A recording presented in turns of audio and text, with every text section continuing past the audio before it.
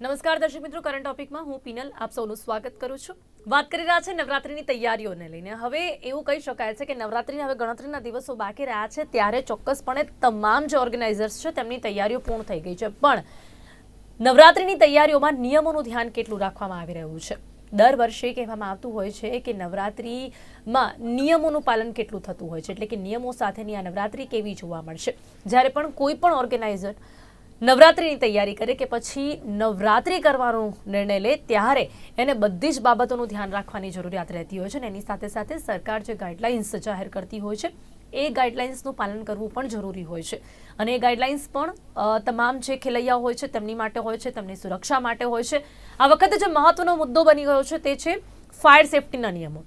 કારણ કે ઘણા દિવસોથી આપણે જોઈ રહ્યા છે, ઘણા સમયથી આપણે જોઈ રહ્યા છે કે ક્યાંક કોઈ પણ ફંક્શન કહી શકાય કે કોઈ પણ મોટી એવી કોઈ પણ ઘટના કહી શકાય કે જ્યારે કોઈ પણ એવું મોટી કોઈ પણ એક ઓર્ગેનાઇઝેશન હોય કે જે કોઈ પણ એવી પાર્ટી કે પછી કંઈ પણ આયોજન થતું હોય, ત્યાં ફાયર સેફ્ટીના અભાવના કારણે ઘણી વખત મોટી ઘટનાઓ બનતી આપણને જોવા મળતી હોય છે। અને જ્યારે આપણે ત્યાં ગુજરાત હોય અને ગુજરાતમાં ઠેર ઠેર ગરબાનું આયોજન થતું હોય, ત્યારે સૌથી મહત્વનો મુદ્દો અત્યારે બની ગયો છે તે છે ફાયર સેફ્ટીના નિયમોનું પાલન થઈ રહ્યું છે કે કેમ। સરકાર પણ ખૂબ જ ધ્યાન આપી રહી છે અને જે ગાઈડલાઇન્સ જાહેર કરવામાં આવી છે તેમાં પણ ફાયર સેફ્ટીના નિયમોનું પાલન થાય તે માટે સરકારે એ બાબત ઉપર વધુમાં વધુ ભાર મૂક્યો છે। ત્યારે વાત કરીશું ઓર્ગેનાઇઝર્સ સાથે કે તે લોકો પણ ફાયર સેફ્ટીના નિયમોનું પાલન કેટલું કરી રહ્યા છે। અમદાવાદ સિવાય વાત સુરતની હોય કે પછી અન્ય શહેરોની હોય, ત્યાં પણ ઓર્ગેનાઇઝર્સ કઈ રીતે આ વખતે નવરાત્રિનું ઓર્ગેનાઇઝ કરી રહ્યા છે, ખેલૈયાઓમાં આ પ્રકારે કેવો ઉત્સાહ આ વખતે જોવા મળી રહ્યો છે, ખેલૈયાઓ ખુદ પણ પોતાની સુરક્ષાને લઈને કેટલા જાગૃત જોવા મળતા હોય છે, એની સાથે સાથે ફાયર સેફ્ટીની જ્યારે વાત હોય ત્યારે ફાયર સેફ્ટીના કયા નિયમોનું પાલન કરવું ખૂબ જ જરૂરી છે, તમામ મુદ્દાઓ પર આપણે ચર્ચા કરીશું। જેની માટે મારી સાથે અહીંયા જોડાઈ ગયા છે કમલેશ પરમાર છે, શ્રી નવશક્તિ ગરબા વડોદરાથી આપણી સાથે જોડાયા છે। સુરતમાંથી ઝંકાર નવરાત્રિના ઓર્ગેનાઇઝર છે હિતેશ રાઠોડ, તેઓ આપણી સાથે જોડાયા છે। એમની સાથે આપણી સાથે અત્યારે જોડાયા છે કે જેમની સાથે આપણે ફાયર સેફ્ટીના નિયમોની વાત કરીશું। અમદાવાદ ફાયર બ્રિગેડ ડિપાર્ટમેન્ટના ડીએફઓ છે સ્વસ્તિક જાડેજાજી, આપ સૌનું સ્વાગત છે। Welcome to current topic. તો અત્યારે આપણે ખાસ ચર્ચાની શરૂઆત આપણે કરીશું હિતેશભાઈ સાથે। હિતેશભાઈ અત્યારે આપણી સાથે સૌથી પ્રથમ જોડાઈ ગયા છે। હિતેશભાઈ, સુરતમાં સૌથી પહેલા તો સુરતમાં અત્યારે નવરાત્રીને લઈને કેવો માહોલ જોવા મળી રહ્યો છે? વરસાદ અત્યારે આવી ચુક્યો છે, પણ અત્યારે હવે કહી શકીએ છીએ કે નવરાત્રીના સમયમાં હવે આ વરસાદ વિઘ્ન નહીં બને, ત્યારે ઓર્ગેનાઇઝર્સને કેટલી રાહત થઈ રહી છે? સુરત માટે ખાસ કરીને વાત કરીએ પિનલબેન, તો સુરતનો એક ટ્રેન્ડ એકદમ અલગ હોય છે, કારણ કે એસી ડોમ ના આયોજન મેક્સિમમ હોય છે। તો વરસાદ તો ખેલૈયા માટે આ વર્ષે એસી ડોમ વાળા માટે અને જે ગરબા પ્રેક્ષકો છે એના માટે તો ખાસ એસી ડોમ છે એટલે વિઘ્ન બને તેવા કોઈ આસાર નથી। પણ સુરતમાં જોરદાર વરસાદ અત્યારે ચાલુ જ છે એમ કહી શકાય 2 દિવસથી। તો એમના માટે કાલની તારીખમાં સીપી સાહેબે ઘણા બધા ગાઈડલાઈન જારી કરી છે, એસએમસી કમિશનરે પણ ગાઈડલાઈન જારી કરી છે, જે રાજકોટ ટીઆરપી ગેમ ઝોનની ઘટના બન્યા પછી। તો એસી ડોમ માટે ફાયર સેફટી અને ટ્રાફિકના ઘણા બધા નિયમો એ પણ ફોલો કરવાના દરેક ઓર્ગેનાઇઝરોને છે। તો ખાસ કરીને અમે સુરતમાં એસી ડોમ હોય અને લગભગ 15,000ની કેપેસિટી ધરાવતા એસી ડોમની અંદર 3 પાર્ટ ડિવાઈડ કર્યા છે, 12 એક્ઝિટ ડિવાઈડ કર્યા છે, 6 એન્ટ્રી ડિવાઈડ કરી છે।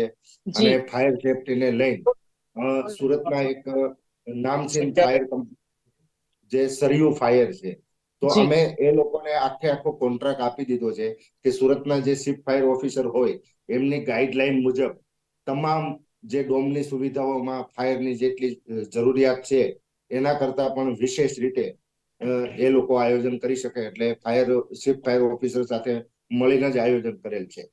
જી જી જી જી હિતેશભાઈ, નિયમોની વાત કરીએ તો ગાઈડલાઇન્સમાં કયા નિયમો પર વધુ ભાર મૂકવામાં આવ્યો છે? ખાસ કરીને જે ટેમ્પરરી સ્ટ્રક્ચરમાં જે કાપડનું હોય, કાપડ લગાવવાનું જે ડેકોરેશન હોય, તો એ જે ફાયર સેફટી અનુકૂળ એક કાપડ આવે છે, જેનો જ આ નવરાત્રીની અંદર આપણે યુઝ કરી શકશું। એ ખાસ નિયમ આપ્યા છે, જે લોકોએ એ કાપડ યુઝ નથી કર્યું તો એ લોકો માટે વધુ ને વધુ તકલીફ વાળી વાત છે. જી ઓકે. હવે અહીંયા વાત જ્યારે આપણે સુરતના ગરબાની કરી રહ્યા છીએ હિતેશભાઈ, તો સૌથી વધારે અત્યારે અ, જે આપણે જણાવ્યું કે કયા નિયમો ઉપર ભાર મૂકવાની અહીંયા જરૂરિયાત છે તેના વિશેની આપણે જાણકારી આપી, અને એમાં પણ ખાસ કરીને ફાયર સેફટીની જ્યારે આપણે વાત કરી ત્યારે તે વિશે વાત કરવા માટે આપણી સાથે એસબી જાડેજાજી છે, આપણી સાથે જોડાયેલા છે. જી સ્વસ્તિકજી, શું કહેશો નવરાત્રીમાં ફાયર સેફટીના કયા કયા નિયમો કે જેનું પાલન થવું ખૂબ જ જરૂરી હોય છે? જી નમસ્કાર. First of all, Ahmedabad municipal કોર્પોરેશનના fire and emergency services department તમામ ન્યૂઝપેપર્સની અંદર એક જાહેર નોટિસ આપેલી છે. તેમાં ટોટલ 30 નિયમો છે.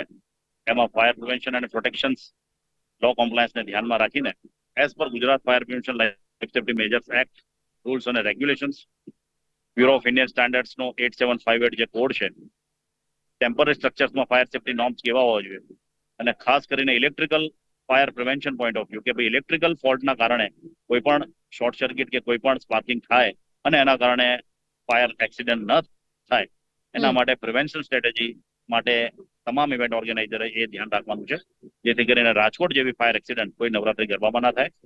અને ટેમ્પરરી સ્ટ્રક્ચર્સ અથવા પરમેનન્ટ બિલ્ડિંગ સ્ટ્રક્ચર્સમાં કોઈ પણ પ્રકારના ગરબાના મેનેજમેન્ટમાં ફાયર પ્રિવેન્શન એટલે આગ લાગ્યા પહેલાની તૈયારી ઉપર ખાસ ધ્યાન આપવામાં આવ્યું છે. અને electrical safety point of view, emergency evacuation exit point of view ખાસ ધ્યાન રાખવામાં આવ્યું છે. સ્વસ્તિકજી, આપને લાગે છે કે જે પણ ઓર્ગેનાઇઝર્સ છે, જે લોકો ગરબાનું આયોજન કરતા હોય છે, એ લોકો આ નિયમોનું ધ્યાન રાખતા હોય છે? બધા જ લોકો આ નિયમોની કડક અમલવારી કરતા હોય છે? જી, જનરલી કોઈ પણ ઇવેન્ટ ઓર્ગેનાઇઝર છે તે પબ્લિક સેફટીને ધ્યાનમાં રાખીને જ નવરાત્રીના ગરબા ઓર્ગેનાઇઝ કરતા હોય છે, કારણ કે life safety is most important factors. ખાસ કરીને જે માસ પબ્લિક ગેધરિંગ છે કે જ્યાં પબ્લિકના ક્રાઉડ વધુ હોય છે અને ખુલ્લી જગ્યાએ જનરલી થતા હોય છે ગરબા. ઇમરજન્સી ઇવેક્યુએશન એટલે કોઈ પણ દુર્ઘટના થાય તો એને ભાગવાનો જે રસ્તો છે તે ક્લીન એન્ડ ક્લિયર હોવો જોઈએ, તે પણ તે લોકો ધ્યાન રાખતા હોઈએ છે, જે અમારું ઓબ્ઝર્વેશન છે. ઇલેક્ટ્રિકલ સેફટી ઉપર અમે વધુ ફોકસ કર્યું છે, કારણ કે કોઈ પણ ઇલેક્ટ્રિકલ કોન્ટ્રાક્ટર જો અનટ્રેન્ડ હોય, અનક્વોલિફાઈડ હોય અને એ ઇલેક્ટ્રિકલ વાયરિંગ્સનું કામ કરે તો છૂટાછવાયા વાયરો તેમાં ના થઈ શકે અને પ્રોપર ઇલેક્ટ્રિકલ સેફટી કોમ્પ્લાયન્સ કરી શકે, તે માટે ફાયર ડિપાર્ટમેન્ટનું અને ઇવેન્ટ ઓર્ગેનાઇઝર બંનેનું મ્યુચ્યુઅલ એડ કોર્ડિનેશન થશે.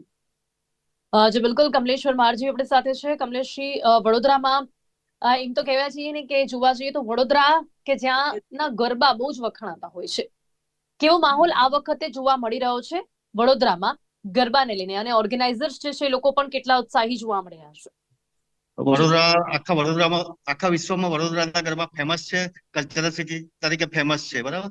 એટલે આ વખતે પ્રજામાં તેમજ આયોજકોમાં ખૂબ જ ઉત્સાહ છે. પણ જે રાજકોટની હોનારત બની એના પછી જે નિયમો કડક બન્યા એની સાવચેતી રાખવાની અમારે બી જરૂરિયાત છે, તેમજ વરસાદી વાતાવરણ. આ વરસાદી વાતાવરણ હોવા છતાં બી ખેલૈયાઓમાં ખૂબ જ ઉત્સાહ જોવા મળે છે, અને અત્યારે બી રજીસ્ટ્રેશન તેમજ માહોલ, લોકોની એક આશા છે કે વરસાદ બંધ થઈ જશે નવરાત્રીમાં. જી, સાથે જ વાત હવે નિયમોની કરીએ કમલેશભાઈ, તો વડોદરામાં જ્યાં પણ ગરબા ઓર્ગેનાઇઝ કરવામાં આવે છે ત્યાં સરકારની જે પણ ગાઈડલાઇન્સ હોય છે, ત્યાંના મ્યુનિસિપલ કોર્પોરેશનની જે પણ કઈ ગાઈડલાઇન્સ હોય છે તેનું કેટલું ધ્યાન રાખવામાં આવે છે? ગઈકાલે જ અમારે પોલીસ કમિશનર તેમજ અન્ય અધિકારીઓ જોડે બધા જ આયોજકોની મિટિંગ કરવામાં આવી, તેમાં સંપૂર્ણપણે ચિતાર આપવામાં આવ્યો, માહિતી આપવામાં આવી, તેમજ માર્ગદર્શન, તેમજ ફાયર તેમજ અન્ય મેડિકલ ઇમરજન્સી વિશે બી શું શું કરવું જોઈએ, શું ના કરવું જોઈએ, એ વિશે ટોટલી ગાઈડન્સ કરવામાં આવ્યું. હું પોતે મેડિકલ પ્રોફેસર સાથે સંકળાયેલો છું, ઇમરજન્સી મેડિકલ ટેકનિશિયન તેમજ નર્સિસ સાથે સંકળાયેલો છું. એટલે મારા ગ્રાઉન્ડમાં બી હું 2 ફાયર ટ્રેન્ડ ઓફિસરો રાખીશ, અને સીપીઆર ટ્રેન માણસો રાખીશ, એમ્બ્યુલન્સ રાખીશ, તેમજ ફાયર માટે એક્ઝિસ્ટ ને બધી સુવિધા પૂરી પાડવામાં આવશે, જે સરકારની ગાઈડલાઈન છે તે મુજબ. એની માટેની પ્રોસેસ શું રહેતી હોય છે? જે ફાયર સેફટી તમામ જ્યાં પણ ગરબાની ઇવેન્ટ ઓર્ગેનાઇઝ કરી હોય ત્યાં ફાયર સેફટી હોય, એ માટેની આપની પ્રોસેસ શું રહેતી હોય છે? કઈ રીતે પરમિશન લેતા હોય છો? શું બધા જ ઓર્ગેનાઇઝર એ પરમિશન લઈ લેતા હોય છે અને એ ઇઝીલી મળી જતી હોય છે? આપણે આ તો એક રૂટીન છે, દર વર્ષે આ રીતે પરમિશન લેવામાં આવે છે, પણ આ વર્ષે થોડું વધારે એ બાબતે જાગૃતતા આવી છે, અને એના પર માઇક્રો મેનેજમેન્ટ ફાયર, એના માટે માઇક્રો મેનેજમેન્ટ લેવલે આ વખતે તૈયારી કરવી પડશે, અને બધા કરતા જ હોય છે ને એ પ્રમાણે અમને અધિકારી, કોર્પોરેશન અધિકારી તેમજ કમિશનર સાહેબ તરફથી બી સૂચના ગાઈડલાઈન આપવામાં આવી છે. સ્વાસ્થ્યજી, શું કહેશો? જે રીતે ઓર્ગેનાઇઝર્સ પણ કહી રહ્યા છે કે આ વખતે ફાયર સેફટીને લઈને વધુ લોકો જાગૃત છે. ટીઆરપી હોલકાંડ જે બન્યું અને એ સિવાય પણ ઘણી એવી ઘટનાઓ છે આગ લાગવાની બની મોટી એવી ઘટનાઓ કે જેમાં ઘણા બધા લોકોએ પોતાના જીવ ગુમાવ્યા, માસૂમ બાળકોએ જીવ ગુમાવ્યા, એ પછીથી ક્યાંક લોકો શીખ્યા છે, ક્યાંક હવે સરકારની વાત હોય, ઓર્ગેનાઇઝર્સની વાત હોય, કે બધા જ લોકો હવે જાગૃત છે ફાયર સેફ્ટીના નિયમોને લઈને. લાગે છે આપને કે આ જાગૃતતા વધી છે આ વખતે? જી, સ્વસ્તિકજી, જાગૃતતા તો સ્વસ્તિકજી. પહેલા પણ હતી, પણ હા. આવા કોઈ પણ રાજકોટ જેવા ફાયર એક્સિડન્ટ થાય, તક્ષશિલા ફાયર એક્સિડન્ટ થાય એટલે જે લોકો કોમ્પ્રોમાઇઝ કરે છે ફાયર સેફ્ટી લો સાથે, એ લોકો પણ થોડા સિરિયસ થતા હોય છે. તે અમારું ઓબ્ઝર્વેશન છે. પણ life safety point of view મેં જોયું છે કે કોઈ પણ સ્તરના લોકો હોય તે ફાયર સેફ્ટી અને લાઈફ સેફ્ટીને ઇમ્પોર્ટન્સ આપતા જ હોય છે. પણ આવા ઘટનાથી તે લોકો સબક લેતા હોય છે અને એનું એન્ફોર્સમેન્ટ, લો એન્ફોર્સમેન્ટ, લો કોમ્પ્લાયન્સ દિવસે દિવસે વધી રહ્યું છે, એવું મારું ઓબ્ઝર્વેશન છે. કારણ કે કાયદાનું પાલન થવું ખૂબ જ જરૂરી છે. કાયદા તો છે આપણી પાસે, કાયદાનું જે પાલન છે, જેમ કે એક્ટિવ ફાયર પ્રોટેક્શન છે, ફાયર એક્સટિંગ્વિશર ખાલી ઇન્સ્ટોલ કરવા જરૂરી નથી, પણ એ ફાયર એક્સટિંગ્વિશર 24/7 ઓપરેશનલ, મેન્ટેન, સાચા સમયે કામ આવે એવું મેન્ટેન હોવું જોઈએ, તે ખૂબ જ જરૂરી છે. જે એટલે એની સાથે અવેરનેસ લોકોને યુઝ કરતા આવડે એ પણ બહુ જરૂરી છે. હા, એટલે હું એ જ કહું છું કે આપણે ફાયર એક્સટિંગ્વિશર એનઓસી લેવા માટે ઇન્સ્ટોલ તો કરી દઈએ છીએ, પણ એની જે ટ્રેનિંગ છે, તેનું નોલેજ છે, બેઝિક છે, તે ઓપરેશન કરતા તેનું આવડવું જોઈએ, તે ખૂબ જ જરૂરી છે. અને એની પણ અવેરનેસ હમણાંના દિવસે સમયથી દિવસ સ્વસ્તિકજી ઘણી બધી સંસ્થાઓએ એ તમામ ઓફિસોમાં પણ અને એની સાથે બીજી ઘણી બધી જગ્યાઓ પર લોકોને શીખવાડવાનો પ્રયાસ કર્યો છે. જી જી જી, ટ્રેનિંગનું અવેરનેસ પણ મેં જોયું છે ઇમ્પ્રુવ થયું છે, કે દરેક સ્કૂલો, કોલેજીસ, મોલ્સ, મલ્ટીપ્લેક્સ, હોટેલ્સ, ઇન્ડસ્ટ્રીઝના જે સ્ટાફ છે, તે લોકોને ફિક્સ ફાયર ફાઇટિંગ ઇન્સ્ટોલેશન્સનું નોલેજ શીખવાની એક ધગસ જાગી રહી છે. કારણ કે સાચા સમયે ફાયર બ્રિગેડ આવે તે પહેલા ત્યાંના જે ફર્સ્ટ રિસ્પોન્ડર પબ્લિક હોય છે તેને તે ફાયર એક્સટિંગ્વિશર ઓપરેટ કરતા આવડવું જોઈએ, તે ખૂબ જ મોટું. જી બિલકુલ. હવે હિતેશભાઈ, આપનું શું માનવું છે વાત બીજા નિયમોની અને તેની સાથે જ જ્યારે પણ કોઈ ઓર્ગેનાઇઝર એવી કોઈ પણ ઇવેન્ટ ઓર્ગેનાઇઝ કરે ત્યારે સ્પેસ એક કેટલી છે, લોકો કેટલા આવવાના છે, પાસીસની જે રકઝક હોય છે, જેટલા પાસીસ હોય એના કરતા વધારે લોકો આવે એ ધ્યાન રાખવું, પાર્કિંગની સમસ્યા ન સર્જાય એ ધ્યાન રાખવું, ફૂડ સ્ટોલ જેને તમે આપી રહ્યા છો એ લોકો પણ હેલ્ધી ફૂડ પ્રોવાઈડ કરે, આ બધું પણ ધ્યાન રાખવું કેટલું જરૂરી?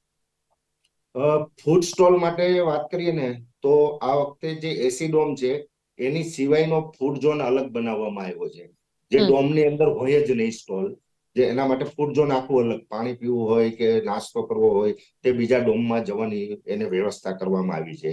અને રહી વાત અંદર જે ટ્રાફિક વધી જવાનું, તો સીપી સાહેબ પોતાના પોલીસ ડિપાર્ટમેન્ટ સાઈડથી એન્ટ્રી ગેટ જે છે અને એક્ઝિટ ગેટ છે ત્યાં પોતાના કેમેરા બી લગાવવાના છે, અને સીપી ઓફિસથી એ લોકો ડાયરેક્ટ નજર કેદ રાખશે કે ભાઈ કેટલા લોકો એન્ટર થયા છે, જે સીધી એની ગણતરીની અંદર આવી જાય કે ભાઈ આ ડોમની કેપેસિટી 15,000ની છે, તો 15,000 લોકો એન્ટર થઈ ગયા છે એટલે સીધું જ એ લોકો ત્યાંથી સ્ટોપ કરી દેવામાં આવશે. અને બીજી વાત રહી ફૂડની, અને ફૂડ માટે જે મેં તમને કીધું, એસી ડોમ વાળાને એક સ્ટ્રિક્ટલી વોર્નિંગ આપવામાં આવી છે કે જ્યાં ખેલૈયા પ્લે ગ્રાઉન્ડ છે એની અંદર કોઈ જાતનો ફૂડ સ્ટોલ રાખવામાં આવશે નહીં. એના માટે એક ફૂડ ઝોન અલગથી બનાવવાનું આવશે, તાકે એની અંદર જે લોકો સ્ટોલ ધારકો હોય છે એ ગેસના બોટલ લઈને પોતાનું માટે આવેલા હોય, તો એના માટે આખું ફૂડ ઝોન અલગથી વ્યવસ્થા કરવામાં આવી છે. જી, હિતેશભાઈ, એસી ડોમમાં ગરબા હવે વધી ગયા છે એવું લાગે છે આપને કે હવે તેને વધુ પ્રાધાન્ય મળતું શરૂ થઈ રહ્યું છે? ક્યાંક ઓપન સુરતમાં ગાર્ડનમાં ગરબા ગુજરાતની રમવા અને એસી ડોમમાં ગરબા રમવા આ બંને કેટલું અલગ છે ને ક્યાં તમને ખેલૈયાઓ વધારે જોવા મળી રહ્યા છે? હા, જો વરસાદી માહોલ હોય તો દરેક એસી ડોમ પેક હોય છે, અને સુરતમાં વર્ષોથી ઇન્ડોર સ્ટેડિયમ હતું, અને અત્યારે સરસાણા ડોમ છે જે એક્ઝિબિશન થતા હોય છે સાઉથ ગુજરાત ચેમ્બરનું, તો સુરતની અંદર એસી ડોમનો એક માહોલ અલગ જ હોય છે. અને લોકો હવે જર્મન ડોમ ઉભા કરી અને ખેલૈયાઓ માટે વ્યવસ્થા કરે છે. એટલે સુરત, ગુજરાતની અંદર વાત કરીએ ને તો સુરતમાં જ એસી ડોમ થતું હોય છે, બાકી કશે એસી ડોમ હોતું નથી. ના તો રાજકોટમાં હોય છે, ના અમદાવાદમાં હોય છે, ના નહીં, બરોડામાં હોય અમદાવાદમાં પણ એસી ડોમ્સની શરૂઆત થઈ છે છે. હિતેશભાઈ. ગયા કઈ જગ્યા વર્ષથી હવે ગયા એસી વર્ષથી ગયા ડોમ્સના વર્ષથી ગરબા થાય શરૂઆત છે? થઈ. ગયા વર્ષથી શરૂઆત થઈ અને આ વર્ષે પણ છે, પણ એ નાનો ડોમ છે, 5 થી 6,000 કેપેસિટી ધરાવતો.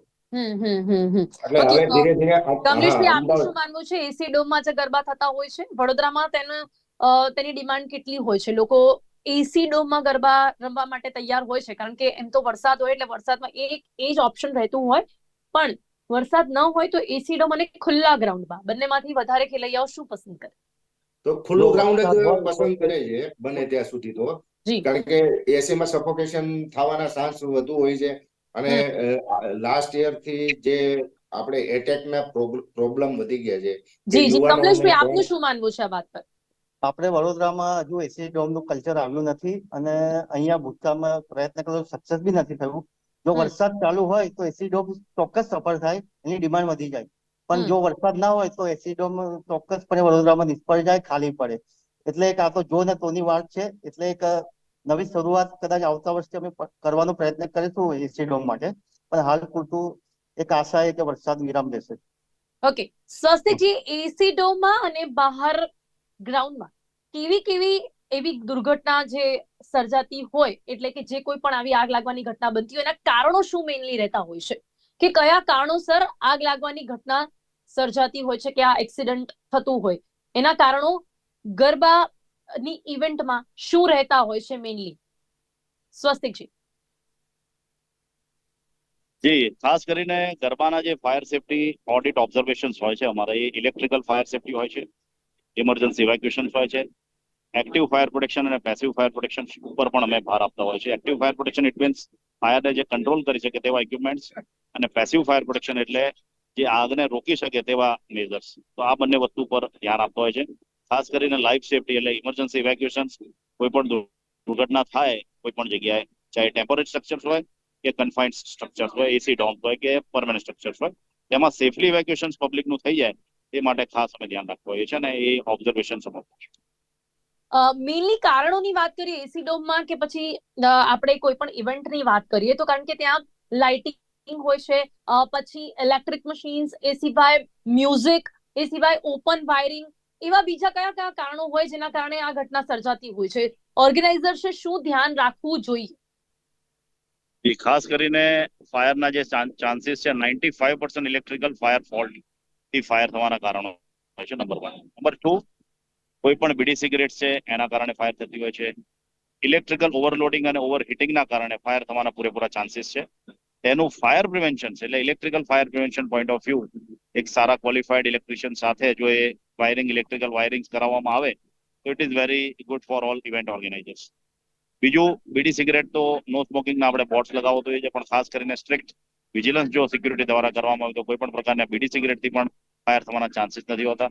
દીવા અને મીણબત્તી એવી કોઈ જગ્યાએ ના મૂકવા જોઈએ જેથી કરીને એની ફ્લેમ, લાઈવ ફ્લેમ કોઈ કપડા ઉપર પડે તો પણ ફાયર થવાના ચાન્સીસ વધે. તો આ 3 મેઇન કારણો છે. જી બિલકુલ. એની સાથે સાથે હિતેશભાઈ, જે રીતે અત્યારે સી ટીમ પણ તૈયાર કરવામાં આવી છે, મહિલાઓની સુરક્ષાને લઈને કેટલું ધ્યાન રાખવામાં આવે છે? સરકાર પૂરી રીતે જાગૃત જોવા મળી છે, સી ટીમ પણ ત્યાં ઘણી બધી જગ્યાઓ પર ગરબે રમતા આપણને જોવા મળે છે અને લોકોની સુરક્ષાનું ધ્યાન રાખે છે. ત્યારે ઓર્ગેનાઇઝર્સ અને પોલીસનું એ બંનેનું પણ સંકલન કેવું જોવા મળે છે લોકોની સુરક્ષા માટે? આ વર્ષે વધુ સીપી સાહેબે વધુ કીધું છે કે એ 2 કમિટી અલગથી બનાવવાની છે, આરોગ્યની અને ટ્રાફિક માટેની. તો જેનું 2 ગરબા ઓર્ગેનાઇઝરનું સીધું લાયસન્સ એક અલગથી પીઆઈ સાહેબ રાખવામાં આવ્યા છે, જે સીપી સાહેબે કાલે જાહેર કર્યું. તે માત્ર ને માત્ર જે આ કમિટી છે, આરોગ્ય કમિટી છે, ફાયર કમિટી છે, એ આરોગ્ય અને ફાયર એક કમિટી બનાવવાની છે, ટ્રાફિકની એક કમિટી બનાવવાની છે, જે તમારા પાર્કિંગને એના અનુકૂળ હોય. તો જે લોકો ડોમની અંદર નહીં હોય, ગરબાની અંદર નહીં હોય, એવા વ્યક્તિઓની કમિટી બનાવવાની છે, તાકે જે પીઆઈ સાહેબ અને જે કમિટીના મેમ્બર છે એ સીધા લાઇઝનિંગમાં રહી શકે. જી જી બિલકુલ. અને કમલેશજી, મહિલાઓની સુરક્ષા માટે આપનું શું માનવું છે? ખાસ કરીને વધુમાં વધુ ધ્યાન કોઈ પણ ઓર્ગેનાઇઝર્સ હોય તેમને ધ્યાન રાખવું પડતું હોય છે, કારણ કે ઘણી બધી વખત ચોરીની પણ ઘટનાઓ બને, મહિલાઓ સાથે છેડતીના બનાવો બનતા હોય છે. એને લઈને પણ ઓર્ગેનાઇઝર્સે કેટલું સજાગ રહેવું પડતું હોય છે? આયોજક તરીકે મારી સંપૂર્ણ જવાબદારી તેમજ ફરજમાં આવે છે કે મહિલાઓને સંપૂર્ણ સુરક્ષાની ખાતરી આપું. એ બાબતે ગઈકાલે અમને ગાઈડલાઈન આપવામાં આવેલી ને સિક્યુરિટી ગાર્ડ બી જે નોન ટચિંગ સિસ્ટમથી પાસનું તપાસે, તેમજ મહિલા સુરક્ષા કર્મી વધારે રાખવામાં આવે, તેમજ અમુક છુપાવેશમાં વિધાઉટ પેલા યુનિફોર્મમાં ત્યાં મહિલા પોલીસ તેમજ અન્ય પોલીસ ફરતા હોય અને આવા તત્વોને ઝડપે. તેમજ એક એનાઉન્સ બી વારંવાર કરવામાં આવશે, તેમજ એના બેનરો મારવામાં આવશે કે મહિલાએ કેવી રીતના બચવું. એના માટે એક સ્પેશિયલ એપ છે, તેઓને કોઈ જરૂરિયાત થાય એક નંબર છે વોટ્સઅપ નંબર, એના પર મેસેજ કરે, ફોન કરે, અને એપના દ્વારા એમનું લોકેશન ઘરે એપ્સનું જોઈન્ટ એમના ઘરે વાલીને આપીને આવે, એટલે એ કઈ જાય છે, કેટલા વાગે આવે છે, બધું જ માહિતી એમના મમ્મી પપ્પા સુધી પહોંચે. અને અન્ય જે અણઓળખીતા જે પરિચિત ના હોય વ્યક્તિઓ જોડે સંપર્ક ઓછો કોન્ટેક્ટ રાખે, એમનો નંબર ની આપલે ના કરે, એ બધું ધ્યાન રાખવાની સંપૂર્ણ. અને અમે એ બાબતનું લખાણમાં બેનરો મારીશું. જી બિલકુલ. અને પોલીસ નું કેટલું સાથ સહકાર રહેતું હોય છે? સી ટીમ પણ પોલીસનો બી તૈયાર કરવામાં જી ચોક્કસ પોલીસ પૂરો સાથ સહકાર આપવાની ખાતરી આપી છે. એ માટે લોકો સ્પેશિયલ પોલીસ મહિલા તેમજ અન્ય પોલીસ ત્યાં નિયુક્ત કરશે, ટીમ બનાવશે, છુપાવેશમાં તેમજ સાદા ડ્રેસમાં બી ત્યાં હાજર રહેશે, અવેલેબલ રહેશે. જી જી જી. સ્વસ્તિકજી, લોકોને શું એડવાઇસ આપવા માંગશો જ્યાં પણ ગરબા રમવા માટે જઈએ ત્યારે પોતાની રીતે પણ શું ધ્યાન રાખવું જોઈએ? અને ક્યાંક પણ થોડું કંઈ પણ આવું આપણને જોવા મળતું હોય, થોડું સ્પાર્કલ થયું હોય, કે પછી ક્યાંય પણ આપને એવું લાગતું હોય કે ઇલેક્ટ્રિકલ કંઈ પણ ડેમેજ છે, કે પછી ક્યાંક આગ લાગવાની ઘટના બનતી હોય, તો કઈ રીતે પહેલા પોતાની રીતે સજાગ રહેવું જોઈએ? જી ઓલ ગુજરાતના જેટલા પણ નવરાત્રી ફેસ્ટિવલ ગરબાના ઇવેન્ટ ઓર્ગેનાઇઝર છે, તે લોકોને મારા તરફથી ફાયર સેફટી રેકમેન્ડેશન સજેશન્સ એ છે કે સૌથી પહેલા તો ઇમરજન્સી એક્ઝિટ ના જે રૂટ છે એ ક્લીન એન્ડ ક્લિયર હોવા જોઈએ, જેથી કોઈ પણ ઘટના બને કે ના બને એ સેફલી ઇવેક્યુએશન પબ્લિકનો એક મોટિવ હોવો જોઈએ. મોટિવ હોવાથી એ આપણને ખ્યાલ આવે કે ઇમરજન્સી ઇવેક્યુએશન સેફલી થાય છે. Number 2, electrical safety point of view, કોઈ પણ ક્વોલિફાઈડ ઇલેક્ટ્રિશિયન સાથે જ આપણે ઇલેક્ટ્રિકલ વાયરિંગ કરાવવું જોઈએ. નંબર 3, કોઈ પણ ઇલેક્ટ્રિકલ એન્જિનિયર્સ જે છે તેની પાસે એક સેલ્ફ સર્ટિફિકેટ પણ લેવું જોઈએ કે આ ઇવેન્ટ ઓર્ગેનાઇઝરનું મારું ઇલેક્ટ્રિકલ વાયરિંગ સેફ છે, તેમાં ઇલેક્ટ્રિકલ ફોલ્ટ નહીં થાય, ઓવરલોડિંગ નહીં થાય, ઓવરહીટિંગ નહીં થાય. કારણ કે જનરલી એસી, કુલર્સ ના ઇલેક્ટ્રિકલ વાયરિંગ જે બધા હોય છે એમાં ખાસ આ બધા ઇલેક્ટ્રિકલ ફોલ્ટ થવાના પૂરેપૂરા ચાન્સીસ હોય છે. નવરાત્રી ગરબાના જેટલા પણ ઇવેન્ટ ઓર્ગેનાઇઝર છે એ લોકોને ખાસ આ વસ્તુ મારા તરફથી આ સજેશન છે. ચોક્કસથી. અને લોકોએ પણ પોતાની રીતે જાગૃત રહેવું જોઈએ. આવી કોઈ પણ ઘટના બને તો એમને પણ ઓપરેટ કરતા આવડવું જોઈએ. એમને પણ આ જે ટ્રેનિંગ છે તે લેવી જોઈએ તમામ જગ્યાઓ પર. અત્યારે જે ફાયર ઇક્વિપમેન્ટ છે તેનું ઓપરેશન અને મેન્ટેનન્સ તેના ફાયર સેફટી માર્શલ જ્યાં સ્ટેન્ડ ટુ રહેવાના છે તે લોકોને આવડવું. જી બિલકુલ. અને તમામ જે ઓર્ગેનાઇઝર છે એમણે પણ ફાયર સેફટીના નિયમોનું પાલન કરવું જોઈએ અને તેની માટેની પરમિશન લઈને જ કોઈ પણ પ્રકારની ઇવેન્ટને ઓર્ગેનાઇઝ કરવી જોઈએ. સમય અહીંયા સમાપ્ત થાય છે. હિતેશજી, કમલેશજી, સ્વસ્તિકજી, આપ સૌ અમારી સાથે ચર્ચામાં જોડાયા તે બદલ આપનો ખૂબ ખૂબ આભાર. Thank you. આશા રાખી છે આવી જ રીતે નિયમો સાથે આ નવરાત્રી ઉજવાય, નિયમોની અમલવારી જોવા મળે અને જેના કારણે લોકો ગરબામાં જે ધૂમ મચાવતા હોય છે તેની સાથે સાથે પોતાના સ્વાસ્થ્યનું પણ ધ્યાન રાખે, કોઈ પણ દુર્ઘટના ન સર્જાય તે લઈને પણ ક્યાંક લોકો પણ જાગૃત રહે અને ઓર્ગેનાઇઝર્સ પણ જાગૃત છે. તેની માટે સરકાર દ્વારા જે પણ ગાઈડલાઈન જાહેર કરવામાં આવી છે તે ગાઈડલાઈનનું પૂરેપૂરું પાલન થાય. એની સાથે મહત્વનો મુદ્દો આ વખતે ફાયર સેફટીનો છે. ફાયર સેફટીના તમામ નિયમોનું પાલન થાય અને કોઈ પણ દુર્ઘટના થતી અટકાય તેવી જ આશા રાખે છે. કરંટ ટોપિકમાં અત્યારે બસ આટલું જ. ફરીથી મળીશું નવા વિષયની સાથે. ત્યાં સુધી રજા આપશો. નમસ્કાર.